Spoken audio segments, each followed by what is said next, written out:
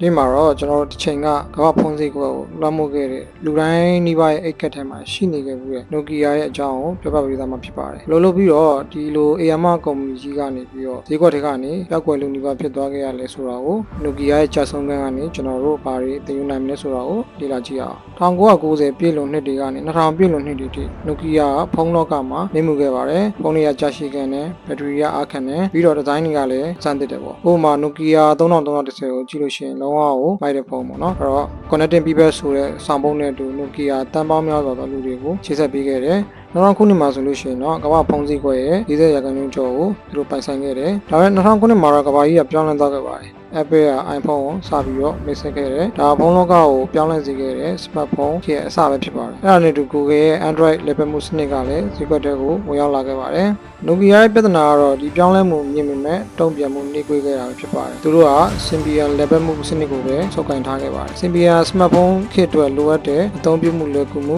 စမ်းသစ်မှုတွေကိုမပေးနိုင်ခဲ့ပါဘူး။ Nokia ရဲ့အဓိကမှားယွင်းမှုတွေကတော့ smartphone လမ်းကြောင်းကိုအထင်သေးခြင်းဖြစ်ပါတယ်။ Touch screen နဲ့ application တွေရဲ့အရေးပါမှုကိုလည်းဒီမမှုခဲ့ပါဘူး။နောက်ထပ်မှားယွင်းမှုတွေကတော့ Android ကိုညှိမဲ့ခြင်းဖြစ်ပါတယ်။ဒါပေမဲ့အားလုံး Android ကိုပြောင်းလဲနေခြင်းမှာ Nokia ကကိုယ်ပိုင်စနစ်ဒါမှမဟုတ် Microsoft Windows ဖုန်းကိုပဲရွေးချယ်ဖို့ဆုံးဖြတ်ခဲ့တာပါ။ဒီဆုံးဖြတ်မှုကတော့မှားကြီးဖြစ်ခဲ့ပါတယ်။နောက်ထပ်မှားယွင်းမှုတွေကတော့အဖွဲ့အစည်းဆိုင်ရာပြဿနာများဖြစ်ပါတယ်။ကုမ္ပဏီတွင်းမှာအပြောင်းအလဲတွေလုပ်ဖို့ကြိုးစားပေမဲ့လည်းခေါင်းဆောင်မှုဆိုင်ရာအားနည်းခြင်းနဲ့ဆုံးဖြတ်မှုနှေးကွေးမှုတွေကြောင့်ဈေးကွက်ကိုနှိမ့်လိုက်နိုင်ခြင်းလည်းမရှိခဲ့ပါဘူး။အဲလိုနဲ့2010ခုနှစ်အစောပိုင်းမှာတော့ Nokia ဈေးကွက်ကနေပြီးတော့ဈေးကွက်ဝေစုတွေတဖြည်းဖြည်းနဲ့ဆုံးရှုံးခဲ့ရတာပါ။ Samsung နဲ့ Apple တို့ကတော့ဈေးကွက်ကိုကြီးစိုးလာခဲ့ပါတယ်။နောက်ဆုံးမှာတော့2013ခုနှစ်မှာ Nokia ရဲ့ဖုန်းလုပ်ငန်းအပိုင်းကို Microsoft ကဝယ်ယူခဲ့ပေမဲ့လည်းအောင်မြင်မှုရရှိခဲ့ခြင်းမရှိခဲ့ပါဘူး။ Nokia ရဲ့ကြာဆုံးခြင်းကနေကျွန်တော်တို့အဖို့တန်တဲ့သင်္ကန်းသားတစ်ခုတော့ရရှိပါတယ်။အဲဒါကတော့တောင်းလဲမှုကိုလက်ခံပြီးတော့လျင်မြန်သောလက်ရောမှုတွေဖြစ်အောင်နေထိုင်မှုပဲဖြစ်ပါတယ်။အဲ့တော့တင်ဟာ